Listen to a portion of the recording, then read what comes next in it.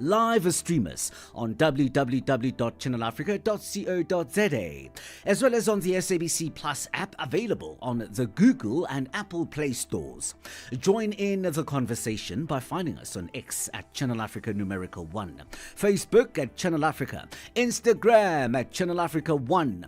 You can also subscribe on YouTube at Channel Africa 1. You can send us your stories to newsroom at channelafrica.co.za, or alternatively, you can call us on +2711 714 4459. You can also send your comments and voice notes to +276 3406 9126. That number again is +276 3406 9126. In your comments, please tell us in which country you are in.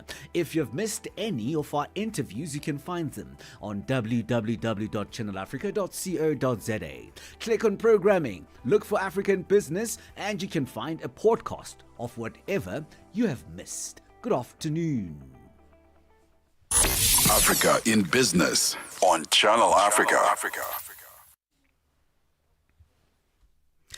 South Africa's President Cyril Ramaphosa and his Austrian counterpart Alexandra van der Bellen have pledged to strengthen trade and investment between the two countries. It's the Austrian president's first visit to South Africa.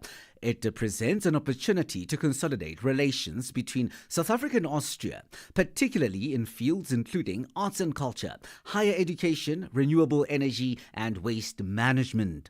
President Ramaphosa says South Africa is Austria's largest economic and trade partner in Africa. Your Excellency President, it's an honor to have you here, and I welcome you to South Africa. This is the first time that an Austrian head of state has visited democratic South Africa. In our official talks, we took the opportunity to thank the people of Austria for their support during our struggle for democracy. We believe that this solidarity that they pledged to the people of South Africa as they struggled against the evil system of apartheid has laid a firm basis for our bilateral cooperation. Your visit today marks a new chapter for the relations between Austria and South Africa as we seek to deepen investment and trade between our two countries. South Africa is Austria's largest trading partner on the African continent and accounts for almost a third of Austria's total exports to the African continent. More than a quarter of all African imports to Austria are from South Africa. We have acknowledged the presence of more than 70 Austrian companies with subsidiaries and agencies in South Africa. And later today, you and I will be participating in a high-level business forum that will explore numerous ways and avenues for deepening cooperation and bilateral investments and trade between our two countries. South Africa welcomes the Republic of Austria's ongoing commitment to our country's development and to our efforts to drive inclusive growth as well as job creation. Austrian President Alexandra van der Bellen says he hopes that the bilateral meetings will continue to make South Africa an important trade partner. Economy and trade. President Ramaphosa already mentioned a couple of figures. And we are accompanied by a business delegation from Austria, and this afternoon we will be opening our joint business forum. And I hope the numerous contacts that will be made there can then contribute to make South Africa to the most important trade partner on the African continent. It was mentioned already that 1/3 of all Austrian exports to Africa come to South Africa, and 1/4 of our imports from Africa come from South Africa.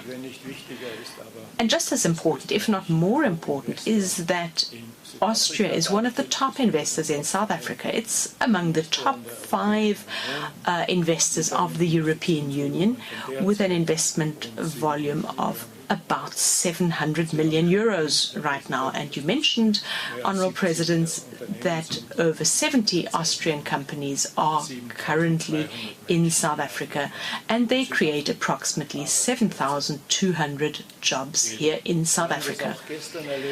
We experienced that yesterday when we visited the company Alpla, which is an Austrian company, a family-owned business from Vorarlberg, and now it is a global company with subsidiaries in virtually all important countries of this globe. And the Alpla investment here is the biggest single investment of an Austrian company. That was South Africa's President Cyril Ramaphosa and Austrian President Alexander van der Bellen. Africa in Business on Channel Africa. In a move aimed at breathing life into Ghana's industrial ambitions, President John Mahama has unveiled a bold commitment to revive the legacy of Ghana's first president, Dr. Kwame Nkrumah. Through his 24-hour economy policy, Mahama says his government will rejuvenate the country's manufacturing sector and unlock the vast economic potential of Ghana. The newly launched policy is part of broader strategic efforts to drive industrialization, create jobs, and accelerate economic transformation. Let's now talk to George Antwi Buisiako, Director of Finance Hubs Network, CEO, Startups Cooperative Credit Union Ghana. In fact, our friend George Antwi Buisiako was on the line and we seem to have lost him. But this could be obviously due to connection. Other than that, let's go to a promo and catch up with him. The Upside, your afternoons just got even better. Bantu Biko Street by Simpiwe Dana. Ndi ready. Simpiwe, 20 years in song. So what emotions come up when you hear that, hey, you've been doing this for 20 years now? It almost feels like no time has passed, eh? I just, I know obviously time has passed, but I don't feel it. Even about my age, I'm 45. I always get shocked when I think, oh my God, in 5 years' time, I'll be 50. Because for me as an artist, it's almost like when it comes to certain things, time stands still. And as a result, you find that a lot of artists are very childlike, which, helps them to always have a fresh approach to issues.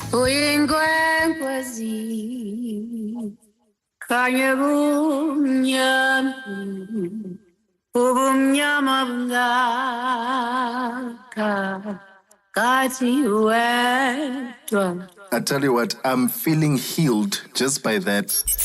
We take no sides, none whatsoever. We are the Upside. Africa in Business on Channel Africa. Good afternoon once again, and thanks for listening to Africa in Business. We have now connected with George Antwi Buisiako, Director of Finance Hubs Network, CEO, Startups Cooperative Credit Union Ghana. Good afternoon, George Antwi. I trust you well.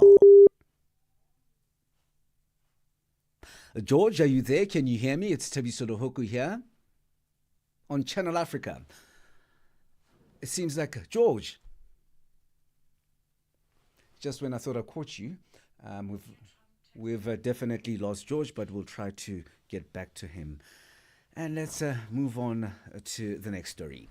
The U.S. House of Representatives has narrowly passed a sweeping tax and spending bill, a final hurdle before sending the legislation to President Donald Trump, who is expected to sign into law later on Friday. Democrats remained united in their opposition to the legislation, but that was not enough to overcome a slim but decisive Republican majorities in both the Senate and the House. The passage gives President Trump his biggest legislative win since returning to the White House and funds key priorities including tax cuts, a broader security and immigration enforcement. Shawan Braspies has more. The yeas are 218, the nays are 214. The motion is adopted. For Republicans, victory at last. President Trump dubbed it the One Big Beautiful Bill, and its passage by a single tiebreaker vote cast by the Vice President in the Senate after a 50-50 split, and just by 4 votes in the House, 218 to 214, ensuring a partisan effort that received not a single vote from a Democrat in either chamber. Big beautiful bill. We are going to make this country stronger, safer, and more prosperous than ever before. And every American is going to benefit from that. Today, we are laying a key cornerstone of America's new golden age. A view echoed by Republican Senate leadership. We have before us today a once-in-a-generation opportunity to deliver legislation to create a safer, stronger, and more prosperous America. With one bill, we can deliver on a number of priorities. Tax relief for hardworking Americans, economic growth, a stronger national defense, a more secure border, a more reliable energy supply. It includes tens of billions of dollars for construction of a border wall and to expand detention capacity for undocumented immigrants held in custody. $4.5 trillion in tax cuts. Cuts to Medicaid, a federal and state program that provides health coverage for millions of poor, elderly and disabled Americans. Cuts to food assistance for the poor, tax breaks to boost green energy projects, while the legislation would raise the country's debt limit by $5 trillion, among a host of measures. The Democratic House Minority Leader Hakeem Jeffries, in an effort to delay the vote, took to the House floor and spoke for a record 8 hours and 33 minutes, denouncing the legislation as a big, ugly bill and a giveaway to the wealthiest Americans at the expense of those more vulnerable. Don't ever lecture us about fiscal responsibility. Not now, not ever. Mr. Speaker, Republicans are not the party of fiscal responsibility. You are the party of fiscal irresponsibility. Over and over and over again. And now with this bill, you've taken it to a whole nother level. This bill represents the largest cut to Medicaid in American history. It will devastate vulnerable populations all across America. Senate Democrats also weighed in. In one fell swoop, Republicans passed the biggest tax break for billionaires ever seen, paid for by ripping away health care for millions of people and taking food out of the mouths of hungry kids. This is not a big, beautiful bill at all. That's why I moved on the floor to strike the title. It is now called the Act. That's all it's called. But it is really the big, ugly betrayal, and the American people know it. Former Trump ally Elon Musk has sharply criticized the bill due to estimates that it would add trillions to the country's deficit, threatening to work against Republicans who voted for the legislation and to start a new political party. Views that have placed him at odds with the president, who said this in June. I'm very disappointed because Elon knew the inner workings of this bill better than almost anybody sitting here, better than you people. He knew everything about it. He had no problem with it. All of a sudden he had a problem, and he only developed the problem when he found out that we're going to have to cut the EV mandate, because that's billions and billions of dollars, and it really is unfair. The bill will now head to President Trump's desk, where he's expected to sign it on Friday.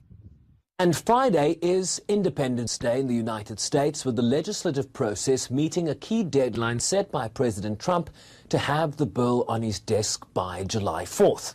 And as a key peg of his domestic agenda, expect quite a celebratory affair when this legislation becomes law, in a major victory for both Republicans and this White House. Shervin Riceby's SABC News, New York. Africa in Business on Channel Africa. From the United States of America, we now cross over to Zimbabwe. In neighboring South Africa, And we look at the Minerals Council of South Africa that has raised concerns over the government's approval of an export tax on ferrochrome concentrate. This is not the first time that the South African government has approved such a tax. Meanwhile, independent policy researcher Kevin Totani says that South Africa can leverage its chrome for comprehensive national benefit by lobbying for a universal chrome ore tax on exports, as there are fewer countries that have the capacity to export chrome. And he joins us now on the line. A very good afternoon, Kevin. Trust you well. Good day, and thank you so much for having me. Likewise, the South African government is pushing for an export tax on ferrochrome concentrates, something the Minerals Council has pushed back on. You, however, say the export tax could be beneficial for South Africa. How so, Kevin? Well, look, I understand the concerns of the Mineral Council, really. If South Africa is going to implement this tax on primary intermediates such as chrome ore itself and concentrates, what's going to happen is South Africa does not have to implement this tax on its own as a single country, because if it does that, you see, global consumers will begin to buy from Kazakhstan, Turkey, Pakistan, Zimbabwe. These are the other countries really that export chrome as well. So if South Africa implements it on its own, that is not going to fly. So what I've proposed is that South Africa has to sit down with other exporters right in the international market. There aren't too many. It's just a few of them really. When you look at it, it's South Africa, it's Kazakhstan, it's Pakistan, it's Turkey. Really, these are the countries, and South Africa itself. I've actually I've actually mentioned 4 countries here, right? If South Africa speaks with these 4 countries here and negotiates to have all these 4 countries also implement a similar tax of the same value, incremental, as they see how it works over time, and then it reaches its peak at some point in time, it's going to work. These 4 countries I've mentioned, that the only ones that export over 100,000 tons a year of chrome, right? And of these 4 that export, South Africa exports more than all these other three combined in the top 4, right? South Africa exports way more than all of these. So South Africa controls more than 60% of the chrome market. So it can work if South Africa coordinates with other top producers, top exporters actually. So now, the Minerals Council says South Africa has lost its position as the world's biggest producer of ferrochrome due to China's structural advantages. But you're saying, as one of the biggest producers, it should lead a coordinated and universal approach. Exactly. Exactly, and I understand what the Mineral Council's, Mineral Council of South Africa has said. Okay, let's talk about this. Ferrochrome, really, which China is producing more than any other country in this world, ferrochrome, right? China imports that chrome or chrome concentrate from South Africa. China has no chrome resources to talk about. We have to be clear on that. So ferrochrome is now something that's processed from chrome concentrates and chrome ore, which is imported from South Africa and the other top 4 producers, as I've mentioned earlier. So why has South Africa, declined in its capacity of producing ferrochrome? A number of reasons. You mentioned structural issues. Electricity is an issue in South Africa at the moment. Load shedding was a big issue, right? Apart from it, electricity has been expensive for ferrochrome producers in South Africa. So South Africa is the largest producer of chrome concentrates and chrome ore in the world. It produces around 18 million tons each year, right? All right. So, and then the top 4 producers, which now make the top 5 producers. I've mentioned top 4 earlier, right? Those were the top 4 exporters. Now I'm just talking about the producers. Some of them don't export, right? Because they need the resources to use within their countries and they don't have capacity to export, right? They don't have anything to spare. So the top 5 producers, South Africa produces 18 million tons, and the other 4 in the top 5, they also produce 18 million tons cumulatively combined. That's the total of the other 4 combined who are in the top 5. South Africa produces way more than anyone else. As South Africa produces more than anyone else, why would the Mineral Council be in opposition to this? And why does it feel like SA is not producing enough? And here you are lauding this move and saying that it is actually a step in the right direction. It has to be, but there's, like I'm saying, there's a catch to it. South Africa has to make sure that it doesn't go it alone. It has to make sure that it doesn't implement this tax as South Africa alone, because that is not going to work. So I'm proposing that it has to sit down with the other top 3 producers, making now top 4 exporters really of chrome concentrates in the international market. It has to sit down with Turkey, Pakistan, Kazakhstan, itself being the 4th, and then they have to make sure that this or export tax is coordinated amongst themselves, levied at a similar value and on an incremental basis, peaking within 2 to 3 years at some value. I've proposed that it should peak at $100 per ton, which translates to 1,700 rand per ton. So really, but it can't start at 1,700 rand per ton. It has to probably start at 600 rand, and then it goes to 900 rand as they see how it works. If it's coordinated amongst the top exporters themselves, I see that it can fly. So the Minerals Council is making sense because the Minerals Council is imagining that South Africa is going to implement this tax on its own, of which South Africa is determined to do it on its own. But I now am suggesting that if it's coordinated among the top exporters, it can work. So the Minerals Council, it has the right perspective. But what am I doing? I'm now introducing something better, which provides a win-win for the Minerals Council and the South African government itself, if you look at it closely. Kevin, thanks very much for your time this afternoon. Coordination here is the key word, and definitely you see a win-win. And let's hope there will be a win-win out of this situation. Thank you. That was an independent policy researcher, Kevin Dotani. Africa in Business on Channel Africa. Bunte Headbush is standing by with our financial indicators.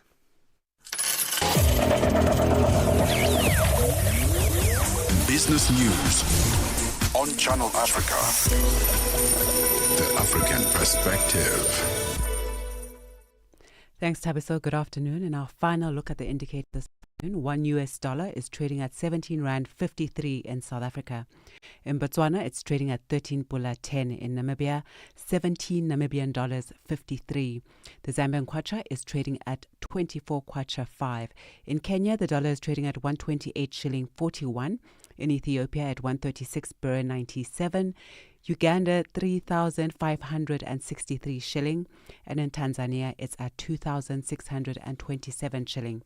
$1 in Nigeria is trading at 1,529 naira. In Egypt, the dollar is trading at 49 Egyptian pound 32. In Tunisia, it's trading at 2 dinar 88. Algeria, 128 dinar 92. In Morocco, the dollar will cost you 8 dirham 89.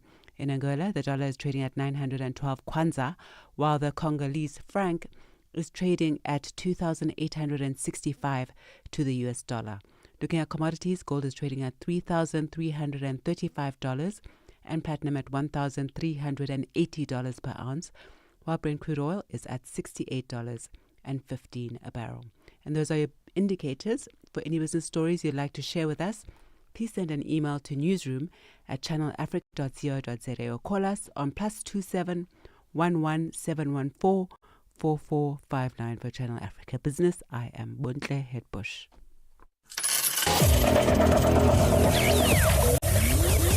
Business news on Channel Africa. The African perspective. Hello, Africa. We would love to hear your voice on our radio station. Be part of the fun and send a shout out or greeting message to your loved ones and your favorite Channel Africa presenters. Whether you're in Africa, the diaspora, or anywhere else around the globe, we want to hear your voice. Send your shout out message by sending an email to info@channelafrica.co.za or send them to our Facebook, Twitter, and Instagram pages. Help us diversify our sound with your voice. Channel Africa, the African perspective. Africa in Business on Channel Africa. Figile Nwati from our sport desk with the business of sport. Sports on Channel Africa. The African perspective. And with the business of sports, we begin with football news. Africa's football governing body, CAF, increases their prize money of the winner of the Total Energies CAF Women's Africa Cup of Nations WAFCON Morocco 2024 by 100%, and the total prize money of this competition by 47 and 45%. The president of CAF, Dr. Patrice Motsepe, says CAF is continuing with its commitment to the development and growth of women's football in Africa. The 100% increase in the prize money of the winner of the Total Energies CAF 2024 in the prize money of this competition should contribute to the increase of the salaries of women football players, coaches, and employees. The quality and standard of women football in Africa is consistently improving and is world class. This is the breakdown of the prize money. The winner, $1 million. Runners up, $500,000. Third place prize, $350,000. Fourth place, $300,000. And the quarter-finalists, that is 4 teams, $200,000 for each team, and the third of the group, $150,000, and fourth of the group, 3 teams, $125,000 for each team. SABC Group CEO Nomsa Chabedi is delighted to have clinched a deal with the pay-per-view channel SuperSport for the benefit of a larger audience. In a landmark agreement, the South African Rugby Union, SARU, SuperSport, and SABC have partnered to ensure that the second test in the Castle Lager incoming series will be broadcast live on SABC platforms. Reflecting on the landmark partnership during the 2023 Rugby World Cup, when the Springboks lifted their 4th world title, Chabedi says that the deal with MultiChoice made it possible for the public broadcaster to carry key matches, including unforgettable final. She adds that for rugby and other sporting codes to remain truly accessible, strategic broadcast partnerships and shared rights are essential for reaching all South Africans, regardless of income or location. Look, the reality is that by its nature, when it comes to sports rights, there's quite a lot of money that exchanges hands. If you think about it, in South Africa, nearly 70% of income for unions comes from broadcast rights. And therefore, it means that someone is to pay for it. And it's important to say that even with this match that we are about to see, the SABC had to get into a commercial agreement with SuperSport to sub-license the match so that South Africans can be able to have that type of access. So I think the more SABC builds, I think what's important is that, we need the assistance, for example, from government, we need the assistance from a stakeholder to ensure that we are able to bring up a value proposition that will ensure that we are able to acquire the rights to these matches from a free-to-air perspective. In golf news, the prize for being crowned the PGA Tour's FedEx Cup champion this season is dropping to $10 million, down from a record $25 million the previous 2 years. As part of a major changes to the playoff bonus money structure, Front Office Sports has learned that a shift in how $100 million of bonus money from the Widen Championship, $20 million split among the top 10. BMW Championship, $22.93 million split among the top 30. Tour Championship, $57.08 million, $40 million split among the top 30, and $17.08 million in deferrals split among players ranked 31 and 150. Ideally, the PGA Tour would announce changes to its 2026 season before the season opening event in Maui in January instead of another mid-season move. Let's end with football news. Renowned former South African Premier Soccer League club Bloemfontein Celtic is reportedly on the verge of making surprise comeback to South Africa's top flight, albeit under a new name. Reports have suggested the PSL status of SuperSport United has been purchased by a young businessman from Bloemfontein for a $50 million. A formal announcement is expected later today. The family of Sports Minister Gayton McKenzie are at the center of the process to re-establish a premiership club in the City of Roses. Minister McKenzie shed more light on the purchase. I can tell you categorically now that I'm an arm's length, but there's family members of mine that dug into their pocket and they got a team and they got SuperSport and they will talk tomorrow about that. But as a minister, when I get reshuffled, I'll go look for a job there as a mascot or something. But there's no link to me, and there should not be a link. For any sports stories you'd like to share with us, please do send an email to newsroom@channelafrica.co.za or call us on +2711 714 4459. This is Channel Africa Sport with me, Fikile Lengwati. Sports on Channel Africa. The African perspective. Get Channel Africa on DSTV Audio Bouquet. Channel 802.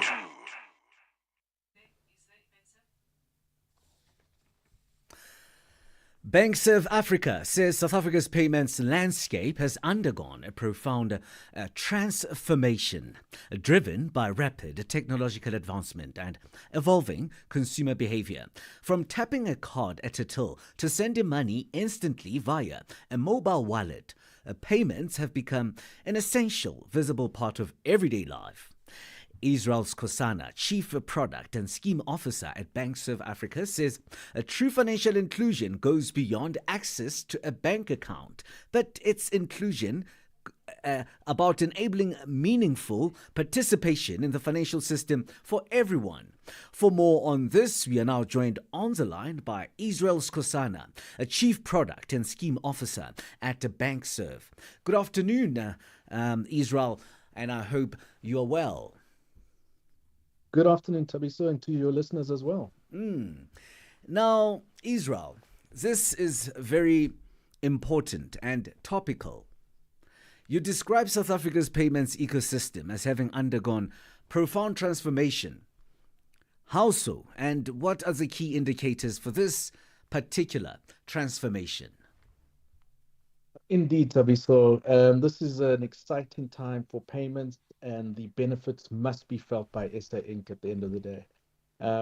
This is under the banner of Banks of Africa, but if anything, it's really about an ecosystem that's coming together. So over the last 5 decades, Banks of Africa has provided EFT, SAS, which allowed for interoperable ATM withdrawals, in 2003, real-time clearing, and then the latest in 2023 being PayShop. Now, what we're seeing take place is regulators are coming to the table to ensure that there's an ecosystem that is inclusive to promote digital payments. And ultimately, digital payments will drive financial inclusion through access to the ease of doing the payment system in South Africa. And that should have a benefit effect into our economy and allow for the flow of funds to take place more seamlessly, secure and efficient in the South African context. Real-time payments and digital wallets are becoming the norm.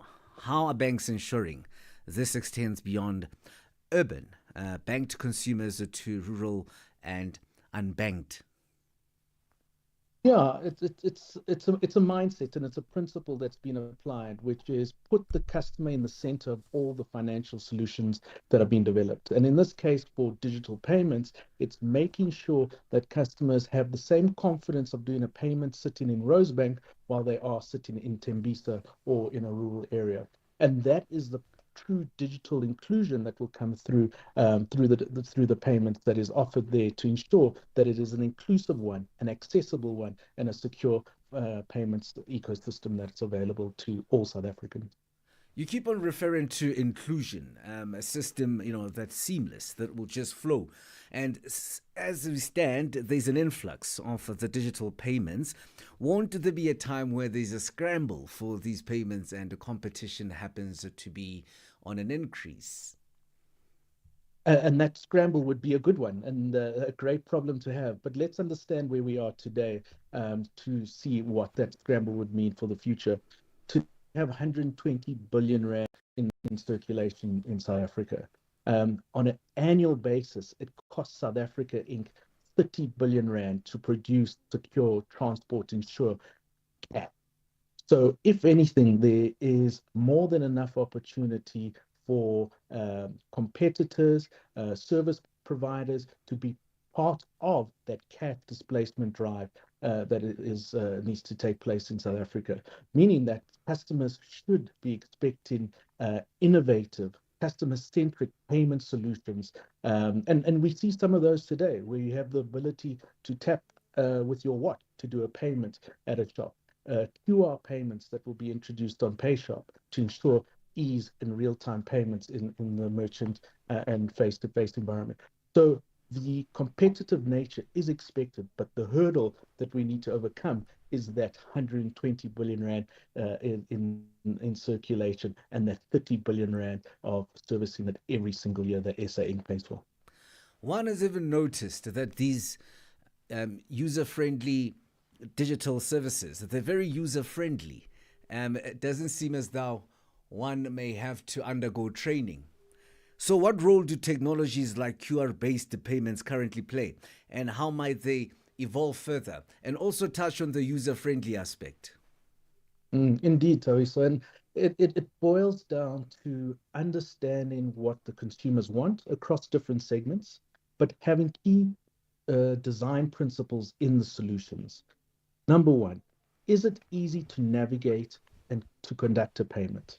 And be it through USSD, through QR code, through tokenization, NFC technology, is it easy? Because once you have that ease of use, then the frequency of payments can take place. Then the friction is reduced, allowing for customers and the public to have confidence in the payment that's taking place.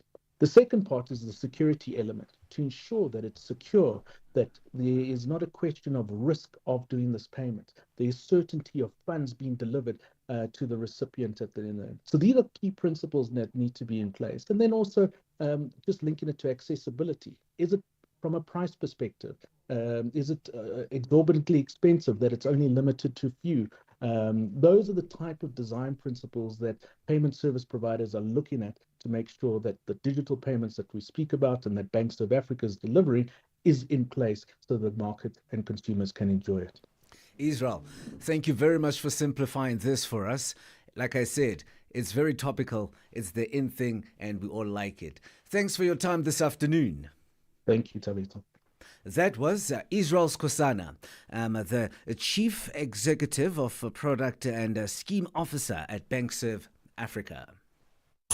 Africa in Business on Channel Africa. We move on now to Ghana in a move aimed at breathing life into Ghana's industrial ambitions. President John Mahama has unveiled a bold commitment to revive the legacy of Ghana's first president, Dr. Kwame Nkrumah. Through his 24-hour economy policy, Mahama says his government will rejuvenate the country's manufacturing sector and unlock the vast economic potential of Ghana. The newly launched policy is part of a broader strategic effort to drive industrialization, create jobs, and accelerate economic transformation. Let's now talk to George Antwi Buasiako, Director of Finance, Hubs Network CEO, Startups, Cooperative Credit Union, Ghana. A very good afternoon, George.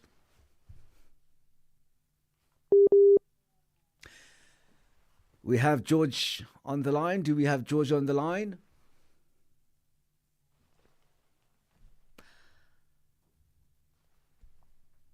It seems like it's a definite disconnect at this particular point. We tried to get George earlier on, and it seems as if we are still not winning. George, can you hear me? Hello, I can hear you. Yes. Good afternoon. Good afternoon, George. I can also hear you. Hard to get, George?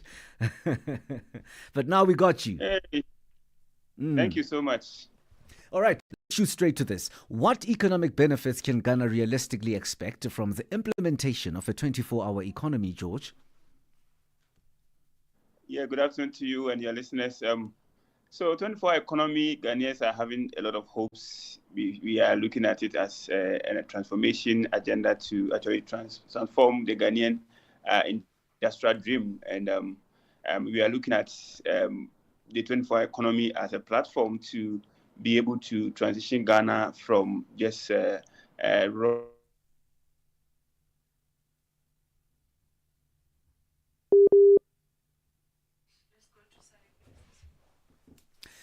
Okay, so we have definitely lost George at this particular point, but we'll have him some time to talk about this. It's just a disconnect.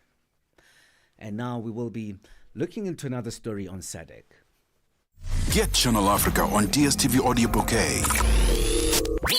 Channel 802. Energy and Water Minister from the Southern African nations have unanimously called urgent and united action to address the worsening water and energy crises that threaten regional development, economic stability and social progress. The call was made today at the close of the joint meeting of Committee of SADC Ministers responsible for energy and water. The meeting was preceded by week-long meetings by senior officials who deliberated the challenges in electricity production as well as sought to improve water management across the region. Electricity shortages plague the entire SADC region, largely due to population growth and climate change-induced droughts severely impacting power generation. More from John Kasima, correspondent based in Harare, Zimbabwe. Southern African ministers responsible for energy, water, have today called for urgent united action in a bid to end energy and water crisis that has hit the region. The SADC ministers made this call during the joint meeting of committees of ministers responsible for energy and responsible for water in Harare, which sought to explore the nexus between energy and water amid a climate change crisis. The one-day meeting that coincided with the 30th anniversary of the Southern African Power Pool, SAP, intended to strengthen regional collaboration and assess progress on key initiatives in the energy and water sectors. Speaking during the official closing of the meeting, Minister of Land, Agriculture, Water, Fisheries and Rural Development, Dr. Inshas Masuka, paid tribute to the senior officials who deliberated and came with timelines on various projects, including implementation of the Mission 300 funded by the World Bank and the African Development Bank. The project is aimed at providing energy to 600 million people, starting with 300 million by 2030. I often say water is a constitutional right. But I have seen recently some mischief saying water is a human rights issue. How can a human rights issue be about something that constitutes 70% of our bodies? This is not about human rights. That we have clean, affordable, available water every day to every one of our 406 million SADC citizens. This is not a human rights issue. This is a fundamental issue, basic constitutional right that we must afford our citizens. Now, for our weekly business roundup, we are joined on the line by Victor Homweswana, author of Africa is Open for Business and Africa Bounces Back. Victor is also the Executive Director for Marketing and Communication at the University of Limpopo. Good afternoon, Victor. Good afternoon, Thabiso. Victor, let me go straight into the talking points and give you the time to expatiate. Now, the government of Liberia and Ivanhoe Atlantic are set to sign a long-awaited concession and access agreement today. Yeah. You know, so the reason this is a big deal is that, one, it's expected that they signed it today. So the expectation is that there will be about $900 million invested in this project to operationalize what has been a policy. You've had it in Africa all the time. We have good policies, but operationalizing them always takes time. This has been discussed since George Weah was president, and it has been talked about. It's called the multi-user rail policy.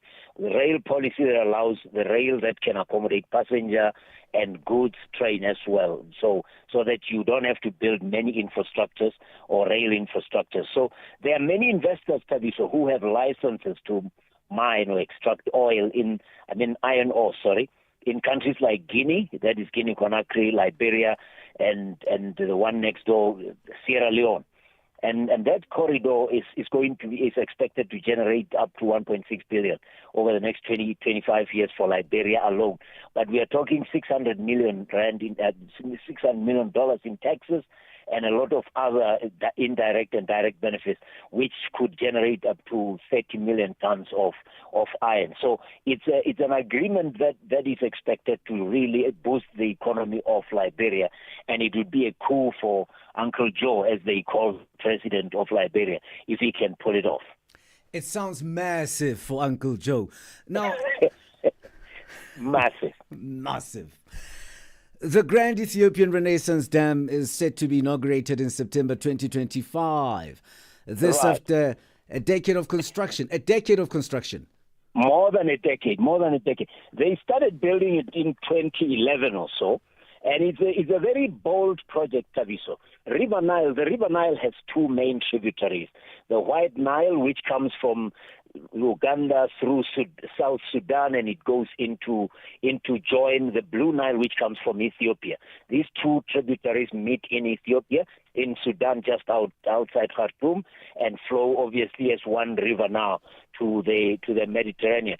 But the problem has been, in 1929 there was a Nile River Basin Accord signed unilaterally, if you like, by the British, and it kept Ethiopia out of this. And it's always a problem when people make agreements in these riparian communities. They will say you may not dam the water because you will deprive the states that are downstream of the water, which is fair. But the problem is when that agreement is signed unilaterally, which is what Ethiopia argued. They said we can create this dam which will allow us to generate and export 5,000 megawatts of hydroelectricity. That's huge. And that's why the Ethiopians are already exporting to South Sudan, even to Kenya, the electricity they've been generating. But the project is now complete. And I mean, it was the chief of Prime Minister Abiy Ahmed saying, we are going to open this and inaugurate it in 2025.